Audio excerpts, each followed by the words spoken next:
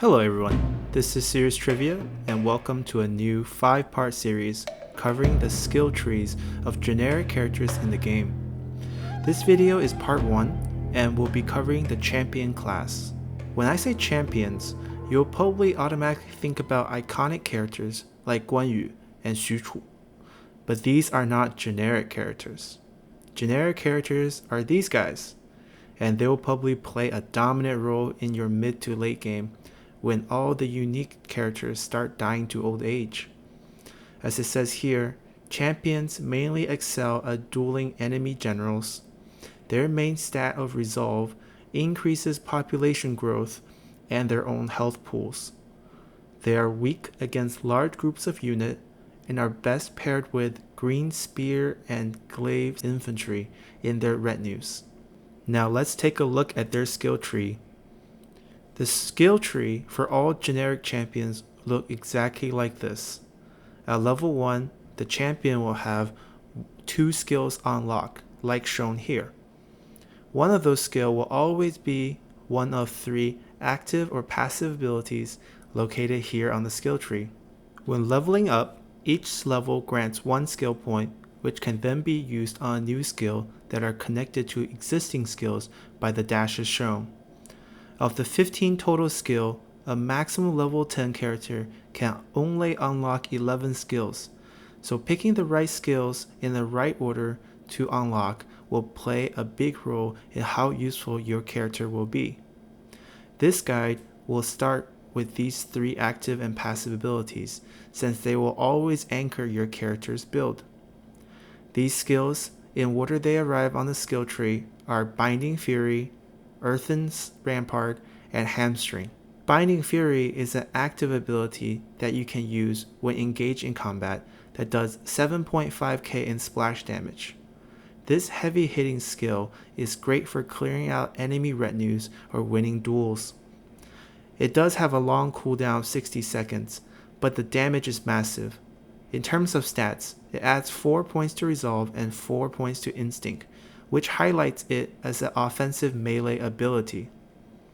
Earthen Rampart is a passive ability that provides 900% charge resistance to all ally units within 50 meters of the character. Charge resistance reduces the amount of charge damage you take from charging enemy units. While Spear Infantry does have charge reflect against cavalry when braced, this passive adds to their resistance against infantry charges, as well as against charging cavalry when they're not braced. In terms of stats, it adds 4 points in resolve and 4 points in authority, which highlights it as a commander-style unit buffing ability. The last ability is Hamstring. It is an active ability like Binding Fury. It does only 1.9k in splash damage, reduces enemy speed by 50%, and adds 30 seconds to the cooldown of enemies' abilities. This is a dueling skill, and while it does not do much damage when compared to Binding Fury, it is only on a 30-second cooldown. In terms of stats, it adds 4 points to resolve and 4 points to expertise, which highlight its role as a dueling ability. Now that we have discussed the 3 active and passive abilities, let's continue by looking at the 6 skills attached to them as shown here. These 6 skills are all resolve skills in that they provide only resolve stats. The 2 skills in the middle are also champion unique skills, while the other skills you can find in other classes as well. These 6 skills in the order they appear on the skill tree are Patience, Abundance, Consideration, Trust, Endurance, and Flexibility. Notice all these skills provide 8 points in resolve as well as 2 additional benefits. Patience increases the chance of capturing enemy officers post-battle by 25%. The condition for it is when present. I'll explain all these conditions as they come up. So for this one, when present simply means your general has to be part of that battle, whether they're in the main army or in the reinforcement army. Patience also increases the rate of wall and settlement damage during sieges. The condition for this is when commanding, so your champion would have to be the commander of the army or the leftmost general in the army for this buff to be active. Next we have Abundance. The skill unlocks replenish supply as a possible assignment for your champion when they are in the court and not in an army. It also adds 5 food production to any commandery the champion is administrator to. Consideration increases the reinforcement range by 50% when commanding, and enables your generals to encourage or provide a morale bonus to all nearby allies on the battlefield. Trust adds 10% armor to all spear infantry or green infantry in the champion's own retinue, which is a reason why synergizing the champion with spear infantry is a great idea.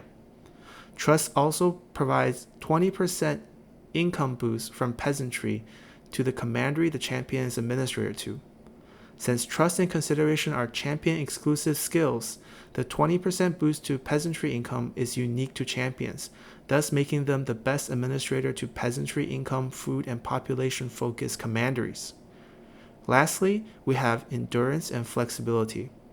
Endurance reduces attrition suffered from military supply shortage by half when commanding, and enables fatigue resistance for the champion and his whole retinue. Flexibility increases replenishment rate by 5% when commanding. This is a huge boost and one of the main reasons that make champions great commanders. Flexibility also reduces redeployment costs by 25% if they are the faction leader, heir, or prime minister. This is a great discount to have and an important skill, but the lack of other leader, heir, and prime minister skills makes champions a poor choice for these roles. Now that we have talked about all the resolve skills, let's turn our focus to the other 6 skills.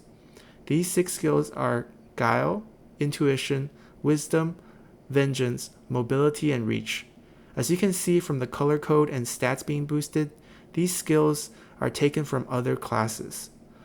Guile and Wisdom both provide cunning, so they're strategist skills. Vengeance and Reach provide instinct, so they're vanguard skills. While Intuition is a sentinel skill and Mobility is a commander skill. Every class have 3 active and passive skills, 6 skills focused on their primary stat, and 6 skills borrowed from other classes. We will not be discussing these skills in farther detail here as we did for the 6 resolve skills earlier, as we'll save those discussion for their own individual classes. Instead, we'll be taking a more detailed look at all the different buffs a champion can receive from their skills sorted by the roles. Here, I have listed all the buffs the champion can receive as a commanding officer in the army, as an administrator for a commandery, as the leader, heir, or prime minister, and others, which include items like own army buffs, own retinue buffs, or just buffs to the champion himself. Given the list, it is pretty clear the champion excels as the commanding officer of the army. They provide key skills like campaign movement range from Reach and replenishment from Flexibility. As a matter of fact, I have highlighted all the buffs you can receive as a commander for your own army, for your own retinue, or for yourself on the battlefield. These highlighted stats showcase the power of a champion on the battlefield. It's also included here is that the primary stat of Resolve also adds HP to the champion, thus making him an even better general on the battlefield. To become this true battlefield hero, you should take the following 10 skills to build your max level champions. The most important skill here for a great commander are Reach and Flexibility, which I have highlighted in yellow. Alternatively, the champion can make for a good Peasantry Administrator because of the skill Trust. The primary Resolve stat also provides population increase for the Minister Commandery, which in turn provides more percentage boost to peasantry income.